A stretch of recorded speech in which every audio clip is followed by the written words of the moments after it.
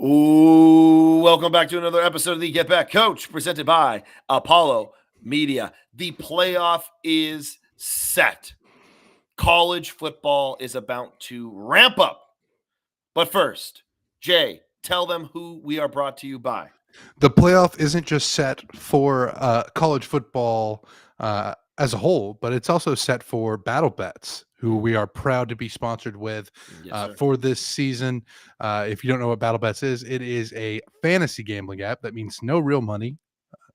The most responsible way to gamble, no real money, is being wagered, and you can play on bet on over unders, spreads, money lines, props, all that. 100% free to sign up, 100% free to play. Just let them know that we sent you by selecting the Get Back Coach as your ambassador in the refer section. It's just a great way to prove your ball knowledge to your friends, Jake. You Yes, can sir. lord this over their head and say that you are superior because you know what's going to happen in games. Download Battle Response Bats responsibly. Download responsibly. Battle Bats. Yeah. Responsibly gamble. Jay, we have a lot to get into. Some coaching changes. Colin Klein to Kansas State. This one seems like a no-brainer to me. Yeah, when Colin Klein made the move to Texas A&M to take over the offensive coordinator job, it kind of felt like he was going to learn a little bit more about the craft, and then he was eventually always headed home to Manhattan to the Little Apple. Really happy for Colin Klein. I've heard nothing but good things about him. It does make me feel old to see somebody that I watched just the year before I got to college, now a head coach at the highest level. Power 5 program in the FBS. Again, just a natural fit there. Can't wait to see what he does. I think it makes so much sense.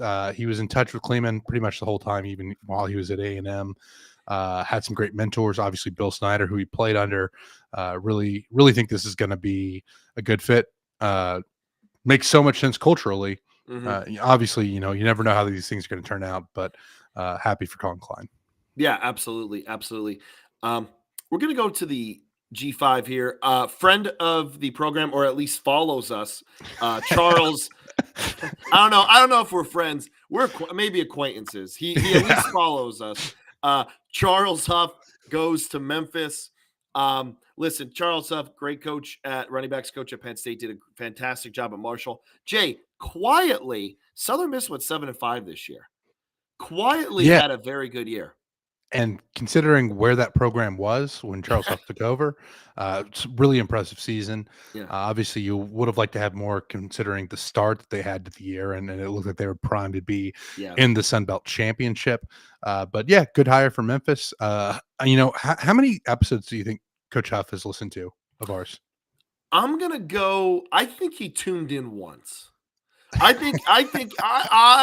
in my heart of hearts, I want to believe that Coach Huff listened to an episode. He definitely at least saw some of our posts. Yeah.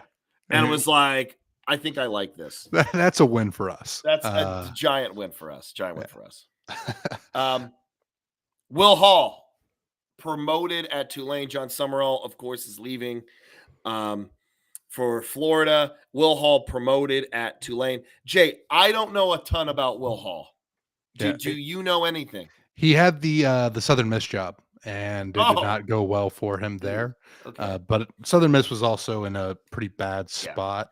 Obviously coaching under a guy like Summerall, you would think you'd pick up some stuff. I think it gives you some continuity there in New Orleans. We'll see. Kind of cautiously watching this one. Again, maybe Southern Miss just wasn't the best job for him. Maybe Tulane will turn out better. But I think this is more about the continuity for the program since they've had a lot of turnover recently. Yeah, absolutely. Jimmy Rogers at Iowa State. Oh, come on, Jay. You know what we're going to end with. Yeah. Jimmy Rogers to Iowa State. Great coach at South Dakota State. Was at Wazoo this year. Now goes to Iowa State. I think this fits. I want to say this fits. South Dakota State is probably regionally more akin to Iowa State than Washington State is.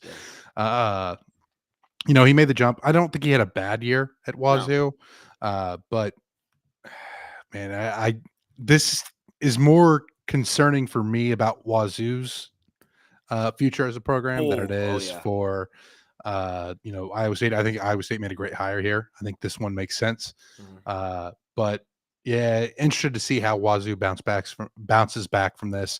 As far as Jimmy Rogers to Iowa State, I think this is a good hire. I think we'll see it play out well. Yeah, here's the thing. Iowa State, it's a tough place to win, which is something that um, I'm going to say another time on this podcast very, very soon. It's tough to win at Iowa State. You don't have the resources, you don't have the money as these other programs do.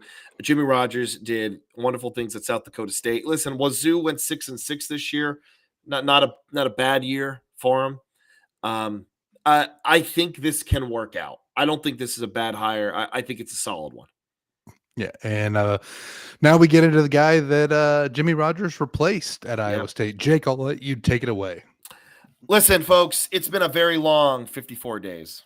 Okay. It's a very long 54 days. But Penn State, I feel like, found their guy. Matt Campbell was at Iowa State. And even though maybe, did not win a national title, what he did do, which no other coach was able to do, is that he brought Iowa State to relevance. Only 2 10-win seasons ever at Iowa State. Matt Campbell is responsible for both of them. He has a Big 12 title, which Iowa State has never won. So my thing here is, I know people have been sharing the versus top 25 teams.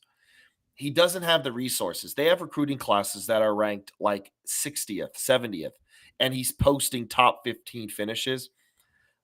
I would love to see what he does at Penn State now with resources, with an athletic department that is hungry, um, but also with some added pressure.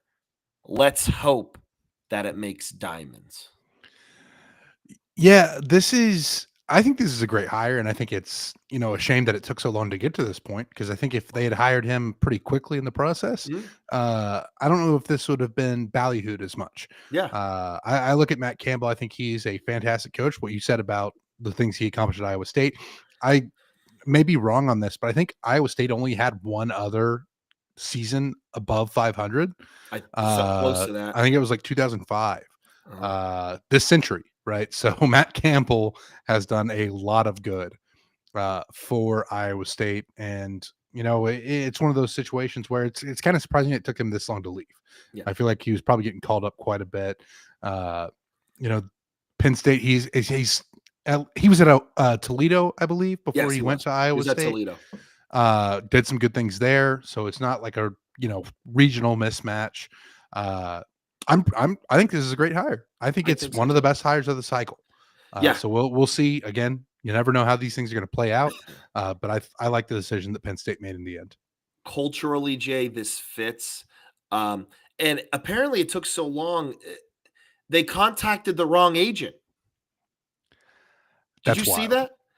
I did not see that. That's They wild. contacted his old agent, and I guess he never got it, or was like, I'm not going to tell if he replaced me. I'm not like, Yeah. whatever. And then I guess they were backed into a corner. The way that Penn State fell down the hill and landed on their feet with this hire is truly remarkable. AD Pat Kraft has to be thanking his lucky stars that he figured this out, because I truly believe they swung and missed on Kurt Signetti and Mike Elko, and they got Matt Campbell. And listen, the press conference was today, Jay, and Penn State fans are already gushing over Matt Campbell. And I truly, Matt Campbell is a more genuine, likable guy than Franklin, which I think will give him some grace early on. I don't know how the fan base is going to react to his coachisms, like press conference after press conference, because he does say a lot of like coachisms. Um, but I think this fits. And I also believe that this is a guy who is going to want to stay. and is going to be truly committed. Say what you will about James Franklin, there and his agent Jimmy Sexton. I felt like was always feeling his name out there. So like Franklin, if they ever wanted to get rid of him, he would already be out the door. Where I feel like Matt Campbell's like, no, I'm gonna go down with the ship if something ever happens. And I truly think Matt Campbell, the floor is about the same or heightened. Matt Campbell could also elevate this program. I'm very excited. Yeah, can't wait to see how that one turns out. Again, I'm high on this hire too, but the coaching carousel turns, and the wheel weaves as it will. You never know how these things are going to play out. I do think it's ultimately, though, the best hire that Penn State could have made in the situation, and probably one that could have been made sooner in the process. Yes. Oh, absolutely. We got lucky. We got lucky on this one, so I'm pretty fired up for it. Anyone else, Jay? I think that covers up this week. I mean, we probably missed some just because of how crazy the cycle has been, but we'll circle back and see what other updates we have. I need one of those handy dandy maps that shows all the lines going to different places. You know what I mean? all the flight trackers that have taken place. Flight tracker season, everybody. Gotta love it. Gotta love it. Brian Hartline to South Florida. There we go. That's another one. Yeah. And Will Stein to Kentucky. Those are confirmed. We talked about it last week, but it's confirmed now. Oh, okay, it's confirmed now. Brian Hartline, I think. Listen, he was gonna get a head coaching job eventually. I think this is a good spot for him to land. Yeah, especially with how how things were built there. I think this is a good hire. Yeah, he's pretty much Ohio or South Florida for Mr. Hartline in his playing career, right? Yeah, exactly, right. But yeah, I think it's a good move. Will Stein, I think, is a great hire for Kentucky. I think they kind of sneaked into one of the better hires of the cycle relative to the expectations of that program. Again, there's only so many wins to go around in the SEC, but I think Kentucky made a good choice. Yeah, absolutely. Did we talk Golish to Auburn? Yeah, we did last week. We did last week. Okay. Jay, championship weekend. Let's get into it. Yeah, let's talk about some on-field action after talking about off-field action. Yeah. Kennesaw State, what a job by Jerry Mack. The Owls, hoot, get their conference championship there. They win CUSA after not having a graceful transition to FBS from the FCS. Really awesome to see the success that program has had. Yeah, I mean, not much else to say about that. Jerry Mack, what a job. I mean, great. Fantastic job by Jerry Mack. Dude, he fired me up with his post-game speech. Like, just the genuine joy in his voice. Like, it fired me up. And they're already working on a coaching extension. Like, they're already saying we need to lock this man up because he's going to get another job very, very soon. So again, 2-10 last year, huge for them. This was a rematch, Jay, from a couple weeks ago. Yeah. So Jacksonville State beat them 35-26. We're in a game where the score looked closer than what it was. And in this game, Kennesaw's defense, I thought, did an excellent job just keeping Jacksonville State at bay, making them punt, making them turn it, making them go for it. Jay, the last 4 minutes of this game were incredible. Jacksonville State has a 2-point conversion catch, which is absolutely incredible. And then Kennesaw's drive, 4th and 14. Jacksonville State covers 0 blitz. Quarterback get home. Odin gets loose, gets the first down. Jacksonville State, hard time passing the football, and I think that was the difference maker. But huge win, 19-15. Huge win for the Owls. Yeah, massive. Moving on to the Sun Belt, James Madison beats Troy 31-14. Felt like James Madison was the class of the field in the Sun Belt all year. That kind of turned out to be true here at the end, and we'll get into them in the playoff. But massive year for JMU. I guess this is one that we didn't talk about as far as hirings. Billy Napier will be taking over for Bob Chesney. after Chesney moves on to UCLA. Chesney will coach JMU through the playoffs, so excited to see that. JMU ran for 300 yards in this one. I mean, when you run for 300 yards, generally that means you won the game. Not only that, Jay, but James Madison, 8 sacks, 14 tackles for losses. Troy had minus 26 yards rushing, which I think is a huge stat there. But Jay, 5 minutes to go in the fourth quarter. This was 17-14. Yeah. Wild. 14, 2 touchdowns at the end of this game, if 4 minutes. Tulane scores, and then the fumbled return for a touchdown. It makes this game look worse than what it was, but looking at the stats, I can't believe Troy was even in this game with that much time left. Yeah, I mean, it's James Madison really controlled the game, and then they just pulled away at the end. I think this score probably could have been worse than it was, but again, massive for another program coming up from the FCS to find this level of success this soon. Yeah, it's absolutely amazing. Boise State wins the Mountain West again. It's like the Thanos meme. I am inevitable. Boise State wins the Mountain West again over UNLV. UNLV just played with penalties. I don't want to make an assumption, Jay. I don't want to do it. Is there a problem with Dan Mullen teams and penalties? I think so. I think it's a calling card. Yeah. Correlation does not always mean causation, but I think there is a correlation there. Boise State had 8 tackles for losses, and I think UNLV, especially early, they just couldn't finish drives. They get a couple first downs, can't finish. They tried to come back at the end, too much for them. Boise State pulls away. Boise controlled this one for the majority of the football game. Yeah. For this one, for me, the story is Boise State is kind of the calling card of continuity and consistency in the Mountain West. They're just there, like you said, the Thanos meme, inevitable every year. UNLV, they had a really good year last year with Odom before he moved on to Purdue. Right. And I think UNLV gets a lot of talent in, but you don't have the continuity. You don't have the guys that have been together forever. You have a lot of transfers coming in. It's just harder, I think, to finish games and to play disciplined football when you don't have as much time around the guys in the locker room. I think that's ultimately the difference maker in this one. Boise State comes out on top, wins yet another Mountain West championship, even if it should have been New Mexico in this game, in my opinion. Yep. We were all thinking it.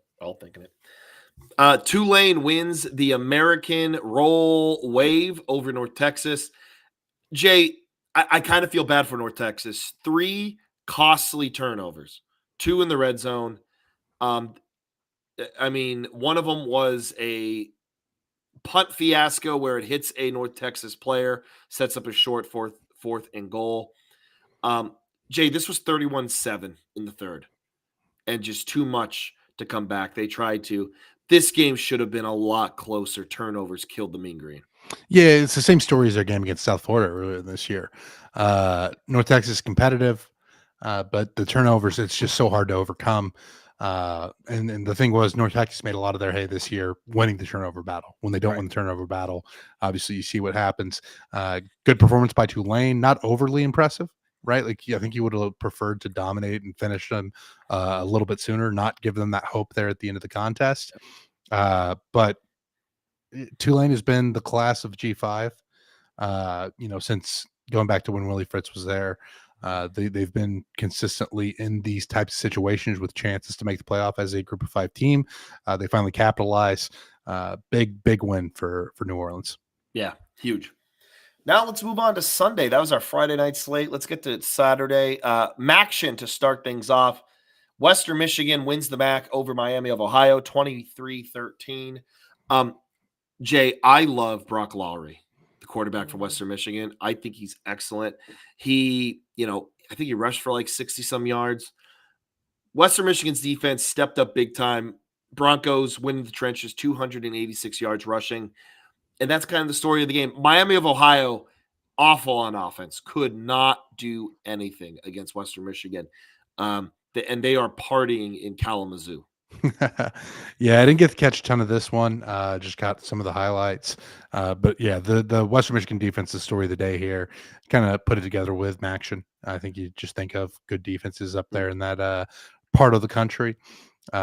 Big for the Broncos, not who I had on my board to win Maction at all, right? Like you had Ohio floating around there, Toledo's floating around there, but it ends up being Miami of Ohio and Western Michigan. And like you said, they're partying in Kalamazoo. Big time win. I believe Lance Taylor, the coach of Western Michigan, has been extended now. Very nice. We like because that. of this performance. Makes a lot of sense. Yeah, I love to see it. Big 12, Texas Tech beats BYU 34-7, and let's just say it knocks them out of the playoff race. We'll talk about if that's fair or not. I felt bad for BYU's defense, Jay. I felt like they were holding on for dear life all game, doing all that they could, and they just got worn down at the end, and then Texas Tech ends up winning big. Yeah, this felt like virtually a replay of the game from earlier this year where the Texas Tech defense just smothered BYU, didn't let their offense get anything going. The only real change is Morton was back at quarterback for Texas Tech in this one. And with the starting quarterback, you tack on a few more points. So Texas Tech, what a season for them. To power through the Big 12. Obviously, there's going to be complaints about their strength of schedule, but ultimately they did what they had to do. They looked like a great team this year. The defense was much improved, and they're onto the playoff, and they get a first round bye as well. I know, and huge for Texas Tech. I mean, you want to talk about a team that fully invested into this season. Joey McGuire doing an excellent job. Yeah, huge for the Red Raiders there. Now to the SEC, Jay. Georgia wins the SEC. They beat Alabama 28-7. I have no idea why this line was this close. I am, by the way, I think we should just say it now. Jay, we went on a generationally terrible run on Sunday. It was not good. It was awful. It was awful. Last week I was pretty good, but the 3 out of the last 4 weeks I've been awful. I can't read lines anymore. I can't do it. So if you're listening, fade me. I guess just do the opposite of what I do, because I saw this line and was like, why is this so small? Georgia should handle Alabama. So I took Bama. And yeah, I'm a big fat loser because I should have just went with my brain. Here's the thing. Georgia's defensive line is looking like a Georgia defensive line. They pressured Ty Simpson and Alabama all day long. And to the point, Jay, where Alabama just kind of stopped trying to run the football. Yeah, I think -3 yards was the final stat line for Alabama rushing the ball. This has been the key to victory against Alabama all year. If you can pressure Ty Simpson and make him sweat back there, teams have been able to beat him. And that was how OU got the job done. That was how Florida State got the job done at the beginning of the season. And that was how Georgia was able to get their revenge after the loss earlier this year. They figured it out. Georgia has struggled at times to rush the passer this year, but I feel like they figured it out in the back half of the year. This is a tale of two programs on opposite trajectories. Felt like Georgia has gotten better as the year's gone on. Feels like Alabama kind of struggled coming into the SEC championship. They narrowly escaped Auburn, right? Like this is a team that very easily could have been left out of the SEC championship, and they end up not having a very good game. I don't know if you call this a blowout. It's kind of a suffocation more than a blowout, I would call this, just because, you don't have the completely lopsided score lines. But there was never a doubt who was in control of this contest. Georgia powers on, and 28-7. It's another kind of curse-breaking performance, I guess you'd say. I don't believe Georgia has beaten Alabama in the SEC championship, so to get that done, big for that program. Yeah, absolutely. Now we got Duke. Duke causes absolute chaos, wins the ACC in overtime 27-20. Manny Diaz wins the ACC before Miami does after he was fired. Yeah, it's funny the way things turn out, isn't it? But Duke for this one, honestly, this shouldn't have gone to overtime. Duke kind of let Yeah, up a Duke little let bit him at back the end of in the it. game. Uh, you know, Virginia, I think we talk about all the time. It's tough to beat the same team twice. This is a fantastic example of that. Uh, Great performance by Duke to win the ACC championship against all odds. Mhm. Don't think I saw this one coming. Certainly made comments about it. I was like, I think 2 or 3 weeks left in the season. Duke is not mathematically Yeah, eliminated yet, and then they go on to do it, open the door for some other teams to get in the playoff. Uh, what can you say? You win an ACC championship at Duke. Pretty impressive performance. no, absolutely. And listen, this game was awesome to watch. A little sloppy at times. Um, Virginia also almost gets caught with an illegal touching. They said he did establish himself because he was forced out of bounds, but then established himself back in for the touchdown. Um, I just don't know. Now they were backed up. So Duke's so for the people who need to be in a little bit informed here, Duke scores a touchdown in overtime. Virginia gets the ball, but it's backed up because of a personal foul penalty. Now, it's not 1st and 25, it's still 1st and 10. Virginia runs a reverse pass right into an interception. I do not know why. Like It's not the I time for it. I know, and you know what? If it works, then we're saying, "Wow, what a play!" I and I I know hindsight's 2020. I don't like the play call there by Tony Elliott. I think you just play the game, Yeah. play it. But huge for the Dukes. Listen, Virginia had a great year. Good for Tony Elliott. Good for the Virginia Cavaliers. Not sure what bowl they got into, but I'll definitely be checking that out. But hey, how about Duke? Wild. Good for Manny Diaz. Good for I'm Manny happy. Diaz. I'm happy for him. Moving on to the Big Ten title game. The Indiana Hoosiers are your Big Ten champions, 13-10 over Ohio State. Jake, if you had told me this 2 years ago, not a chance, zero chance I would have believed you. But Indiana gets it done. It's a defensive showdown. Two teams playing really great defense. What can you say about Kurt Signetti? The man wins. If you would have told me Indiana wins the Big Ten championship 2 years ago, I would have had you committed, man. Like, listen, Kurt Signetti, Jay, we are not hyperbolic on this podcast. We are not a fan of hot takes. We are not fans of yelling and screaming um, nonsense. So please take this. I'm as serious as ever. I I might be a prisoner of the moment, but I think Kurt Signetti, what he has done at Indiana, is one of the greatest um, one of the greatest examples of coaching I have ever seen in major college football. The hire, the making the playoff, and then the following year, where people thought, hey, they're probably going to take a step down, got even better. That defense, Jay, it is again. There are 7 blue chip guys on that team. 7. 7 4-star, and not even 5 stars, 7 4-star recruits, and they are always in position. They are extremely well coached. And again, if Kurt Signetti did this at Penn State or A&M or Kentucky, even or Vanderbilt, no, he did it at Indiana, probably the worst Power 5 team, worse than Vandy. Okay, worse than Kansas. Kansas at least has a couple years in there. This is one of the greatest coaching jobs I have ever seen. And Indiana hiring him is probably the greatest coaching hire, I don't know, this century. Yeah. It's absolutely amazing. I mean, I'm one of those that thought last year was a flash in the pan. I thought it was still a great coaching job. Don't get me Oh, wrong. yeah. But I figured Indiana was primed for a step back. Again, like you said, they got better. It's a testament to Signetti's coaching ability. It's a testament to their evaluations to go and get a guy like Mendoza in the portal, Mhm. who could very well end up winning the Heisman.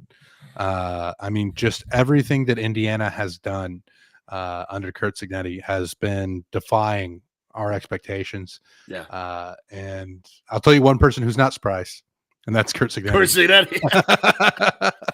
Listen, he grabbed that microphone 2 years ago and says, "Yeah, Purdue sucks, but so does Ohio State and Michigan." And we all thought this man is out of his mind. He's in for a rude awakening. Man, he backed it up. He's beaten both of them. He's beat both of them. Did you see Mendoza's post game? Dude's just he just loves it. Staring into our soul.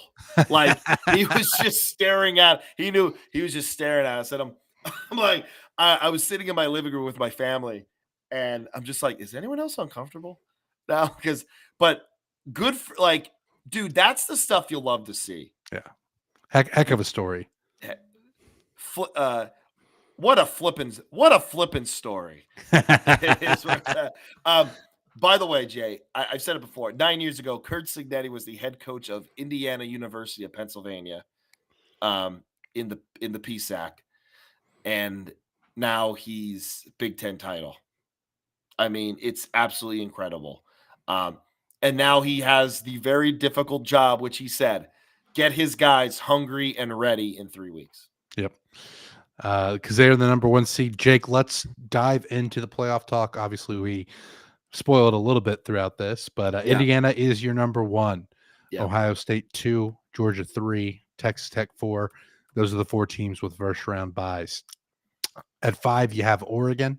6, you have Ole Miss. 7, A&M. 8, Oklahoma. 9, Alabama. 10, Miami. 11, Tulane. 12, James Madison. Let's talk about James Madison here for a second. Shortly removed from the FCS, and now you are in the FBS playoff. How about it for that program? Harrisonburg, I know they're going crazy. The selection show celebration for James Madison was probably my favorite by far. Oh, yeah, it definitely is. Here's the thing, Jay. I understand if you're going to say, hey, I don't think they're better than Notre Dame, BYU. Fine. Whatever. I might even agree with you. They deserve to be there. Yeah. They deserve to fight for that spot. I think they have earned the right. Same thing with Tulane. They've earned the right to be there. Yeah. And let's not forget, like, Tulane has a head-to-head over the ACC champion in Duke. They do. So it makes a lot of sense to have them there. Can we talk about like playoff just structure for a second here? Sure. Yeah. I talked about this on Blue Sky, and some of the people agree with me, some people don't. I think that we should just get rid of conference championship games. Yep. Go to smaller regional conferences. Have probably a few more conferences. Like I think Southwest Conference, Big 8 come back, and just 2 conference champions, and that's who makes the playoff.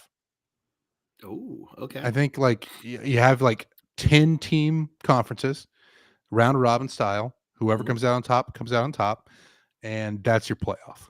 Because I think like, and this is probably me being at the FCS playoff, which I'll talk about here in a little bit. But it just seems like so much better, such a better way to do things. You have your regionality, and then you get into the playoffs, expand it out a little bit. I just think it would make so much more sense, but that's never going to happen because we're never going to get smaller conferences. It's only going to get bigger from here. I have an idea. I think I fixed it. I fixed it, Jay. I fixed our problem. I fixed the college football playoff, Jay. And it's a shame because for us to get the perfect college football playoff, we have to sacrifice half of bowl season. And I know it's sad. It's very sad. And I'm going to miss it. I'm going to miss watching the Birmingham Bowl at 12 Eastern time at noon. I'm going to miss it. On a random Wednesday, I think. On a random Wednesday. I'm going to miss this. But here we go. Are you ready? Here we go.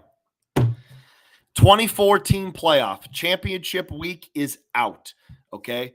But, again, so hang on. Let me start that over. Okay. Championship week is done. We go to a 24-team playoff. Top 8 teams get a bye. Okay? Top 8 teams get a bye, just like the FCS structure. Week 0 becomes week 1. We move the season up, or we move the season up a week. Okay, we're moving it up.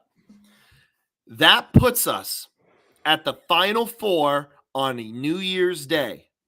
Okay, so 4 teams left on New Year's Day. The week after is the national championship. Okay, now you might be saying, well, what happens to all these bowl games? This is what happens. First 3 weeks, home and homes. First 3 rounds, home and home. Quarterfinals. Okay, the quarterfinals. Peach Bowl, there's 8 teams left. Peach Bowl, Cotton Bowl, Orange Bowl, Fiesta Bowl. Semifinals, Rose Bowl, Sugar Bowl. National title afterwards. Rotate. Rotate, whatever. Yeah. Here's the other thing, Jay.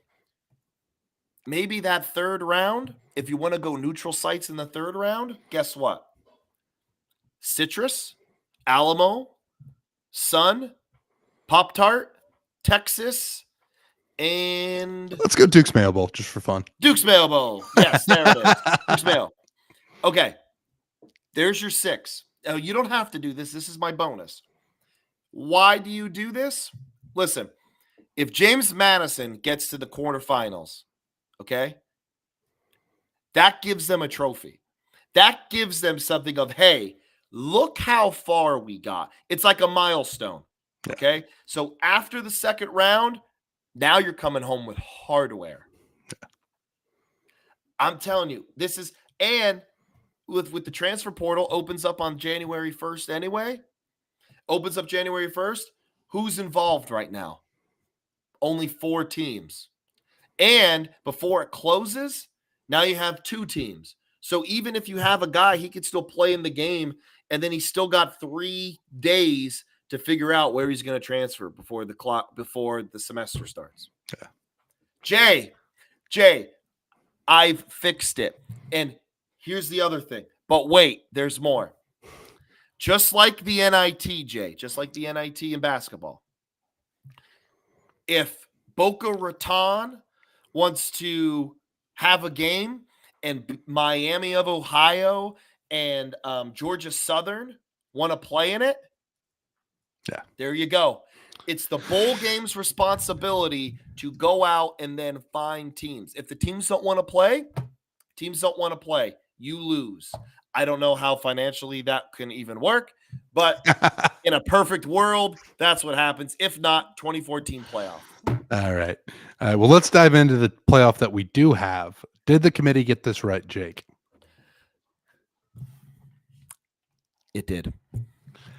I think they did. I think it's right. Hang on. If I'm a Notre Dame fan, I'm upset because for a month, you had Notre Dame ahead of Miami because of BYU in the middle. Okay? But they did get it right this time. I think. Wrong. Oh. Alabama should be out. And I think Alabama should be out. I think Miami should be the 9 seed, and I think Notre Dame should be the 10 seed. Really? So what if someone were to say to you, Jay, BYU only lost to the same team twice? It's 2 losses. You didn't have a good enough win in there, right? Alabama has a great win over Georgia, but they ended up losing to Georgia. They also have a terrible loss in Florida State. The inconsistency, I think, of the College Football Playoff Committee shines through here because BYU did get dropped for losing in their conference championship game. Alabama did not get dropped for losing in their conference championship game. And they're virtually the same score. Yeah. Notre Dame won 10 games in a row. I think Alabama looked worse at the end of the season. Eye test. Miami, I think obviously you have the 2 bad losses, but ultimately, you have the good win over Notre Dame. I think it should be, again, Miami 9, head-to-head win over Notre Dame, who's 10. Alabama's out with 3 losses. Okay. I can respect that because it's not that Alabama just lost the conference championship game. They were kind of handled the entire -3 rushing yards. yeah, that's I think all you have to say. And they haven't looked great in others. So yeah, ah, I'm still gonna say Bama, but I totally respect that outlook Yeah. on it. My other big quibble with this is Ole Miss over A&M. Same. The metrics there, I think it's pretty close, and A&M still has their head coach. Ole Miss does not.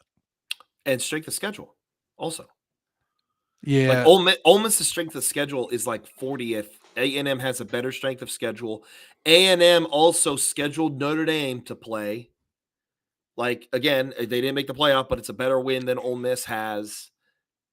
I mean, technically, Ole Miss does have 2 playoff wins, Oklahoma and Tulane. Okay. All right.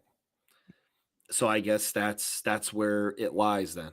Yeah, I think A&M I think A&M should have gotten the 6th seed. I think so too. But the dice cast. It is what it is. You got to move on. You got to win them anyway, right? Like so. There's no use Right? crying over where you're No. seated. You have to win. You still have a home game in the playoff. Mhm. Has A&M played Miami recently? Yeah, they had a home and home 22-23. 22, 23. That's what I thought. Yeah. A&M won at home. Miami won at home for their game. Okay, yeah. They both I remember this now. Okay. So yeah, I think I still think it's the right decision, but I can totally see your point of view with that whole thing. Um, okay. By the way, if you thought we were going to jump into picks for the playoff, not so fast. Next week we will have our good friend Joe Pop on for our college football bowl game extravaganza episode. It's a long one. It's a fun one. So It's definitely a tune in for great that. tradition. We'll always It have is. fun with It's a it. great tradition. Jay, you were busy this week. FCS minutes. Take it away. Yeah, let's dive into it. We'll start with the probably the biggest story from the FCS, the Yeah. upset. Woo! Your boy Brock's back. Does it, man? Yes. Illinois State upsets North Dakota State 29-28. Jake, for the first time since that wonky 2020 season Mhm. that was actually played in the spring of 2021, where Right. Sam Houston State eventually won the national championship, we will have a champion that is not either North Dakota State or South Dakota State. Spoiler alert for later. But let's talk about this Illinois State game here. Huge upset. They were down 28-14 in the fourth quarter. They score with 2 minutes, 44 seconds left. North Dakota State gets the ball back, shut down on first, second down. They pass on third down, strip sack. And Illinois State gets the ball back with 1:51 left in the contest. They score a touchdown on fourth and goal, and then they go for 2 and get it to win 29-28. What a job by Illinois State. I mean, just a massive story here. Listen, I don't want to interject too much here because I know this is your segment, but the Illinois State people were shocked that he went for 2. Brock Spack is known as a very conservative football coach, stay in the game type of guy. The fact that he went for 2, like people were like jumping for joy, like, oh my God, like he's going for it because Yeah. he's just known as such a conservative field position type of coach. I mean, it makes sense. You're on the road, Yeah. playoff. You don't want to play for the tie. You don't want to play for overtime. Get the job done in regulation Mhm. or don't. And it paid off. And this is Good one for of the them. biggest stories of college football this year, in my opinion. They will take on UC Davis, who beat Rhode Island 47-26. Big win for the Aggies there. Illinois State will be headed out to California for this one. It should be another fun matchup. In a Pennsylvania battle, Yeah. Villanova beats Lehigh 14-7. Low scoring affair there. They will face Tarleton State, who beat North Dakota 31-13. So Texas has 2 programs in the FCS quarterfinals. Going to be interesting to see how that turns out. Spoiler alert for a little bit later on. That's the second time I've done a little spoiler alert. But Montana beats South Dakota State 50-29. A 50 burger put up in Missoula. What a performance for the Grizz. They will take on South Dakota. The Coyotes defeated Mercer 47-0. Strong performance for South Dakota there. Oh This yeah. game will be in Missoula. So for the second straight week, Montana will be hosting a team from South Dakota. And then the game that I was at on Saturday, Jake, Mhm. covering for Dave Campbell's Texas Football, where I do my other podcast, Aggie War Pod. Stephen F. Austin beats Abilene Christian in an all-time classic. I got to write up about that game for Dave Campbell's. Check that out if you had a chance. But Stephen F. Austin wins 41-34. This was an electric contest, Jake. This had everything. 7 lead changes, punches back and forth. There was so much scoring in this one, but ultimately it was Sam Vidlak, quarterback for Stephen F. Austin, Kylan Harris, who had a monster game, 183 receiving yards, including the one-handed touchdown grab that eventually won the game for Stephen F. Austin. Just a fantastic contest deep in the piney woods of East Texas. So glad that I got to go out there and cover it. It was a fantastic game. And Stephen F. Austin will face Montana State in Bozeman after Montana State beat Yale 21-13. Two programs that I have a lot of love for because these are two FCS programs that I've seen a game at. Obviously, Montana State won Sinjay away last year. Stephen F. Austin, my first time going to a game out there in Nacogdoches was when they won the initial fundraiser. The first time I did the fundraiser for Sinjay away. So really, really happy for a Southland program and a Big Sky program. Shout out to both of those conferences. The FCS playoffs, it's must-watch television, folks. Get in, because if you didn't see that Stephen F. Austin Abilene Christian game, you missed an all-time banger. Same with Illinois State, North Dakota State. There's some fantastic football being played right now. Oh, absolutely. And you talked about those, those other games. I kind of want to shout out Yale a little bit for showing up in these FCS playoffs. Like, listen, no moral victories, but you went toe to toe with Montana State. Like, that is no easy feat. So hats off to the Bulldogs for showing that, hey, the Ivy League, we belong here. So good for them. Good for them. And it is setting up. It's a wide open playoff now. North Dakota State, South Dakota State, both out. The last of the Dakota schools in there is South Dakota. You have a couple Texas programs in Tarleton State and Stephen F. Austin. You have both Montana schools. Could we see a Brawl of the Wild rematch in the playoff? That'd be something. That would be something. That would put a lot of butts in the seats. It certainly would. But yeah, there's a lot of great football left to be played. And, we talked about those FCS games. Jake, there's another FCS game being played this Saturday. This weekend. Yes, sir. The Celebration Bowl, the HBCU National Championship, the Prairie View A&M, the SWAC champions versus the South Carolina State MEAC champions. And, Jay, I do want to talk a little bit here. Tremaine Jackson, first-year head coach for Prairie View A&M.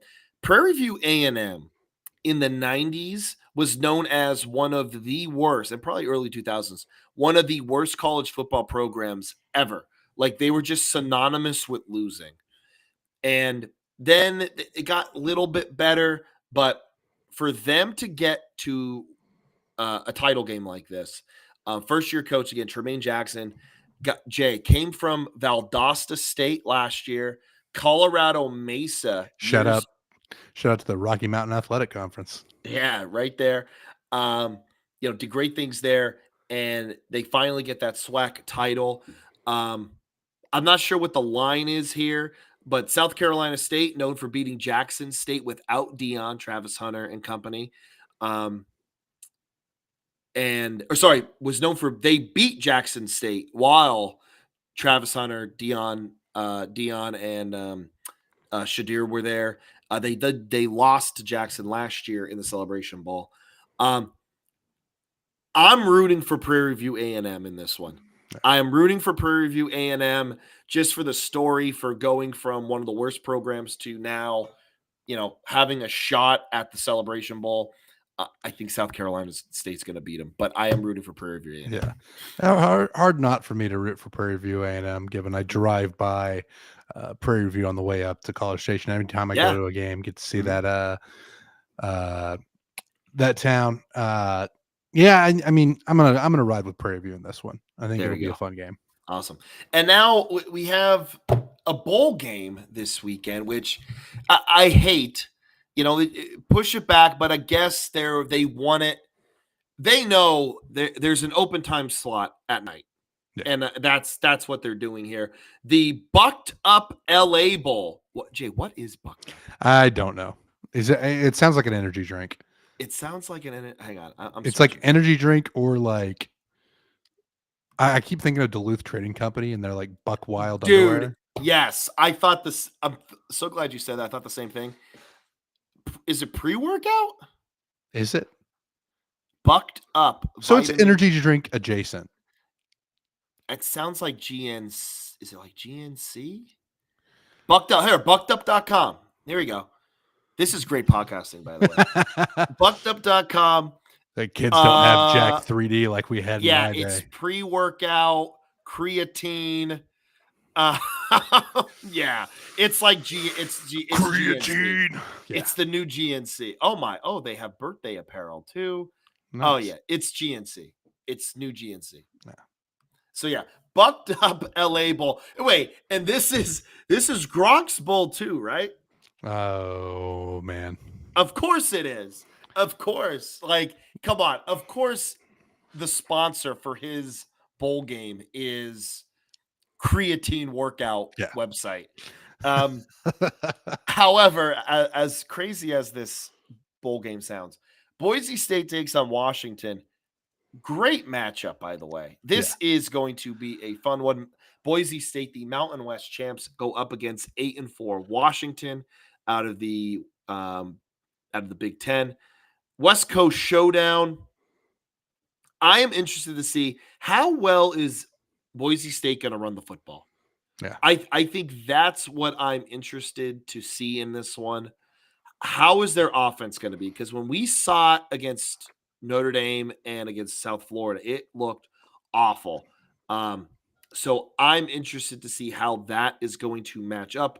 I'm also curious to see how many guys from Washington opt out. I don't know at this time, but Damon Williams, I think, is probably going to be the X factor also in this football game for Washington.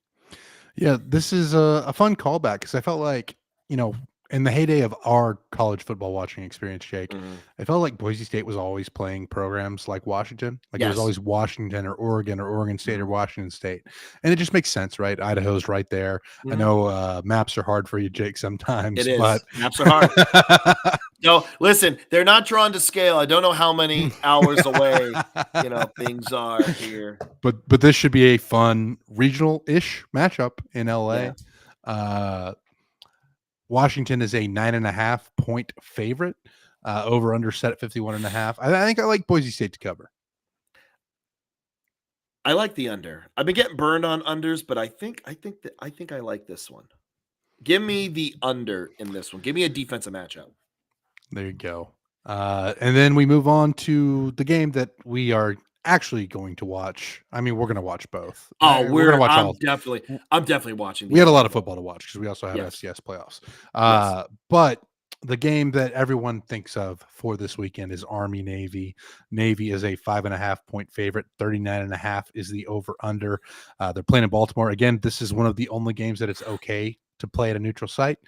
Although it would be interesting to see games on campus in Annapolis and West Point. Maybe another time. I'm okay with this one being a neutral site for now. Navy, Army, it's always a fun one. I mean, this is it's always must-watch television for me. I enjoy it. Probably going to be a low-scoring affair. I know earlier this year, Navy and Air Force did not live up to the typical service academy mantras, but I have a feeling we're going to see a lot of running the ball in this one. Yeah, here's the thing. I think Navy's going to win this football game. I think they have the air attack. I think they have an extra tool in their belt.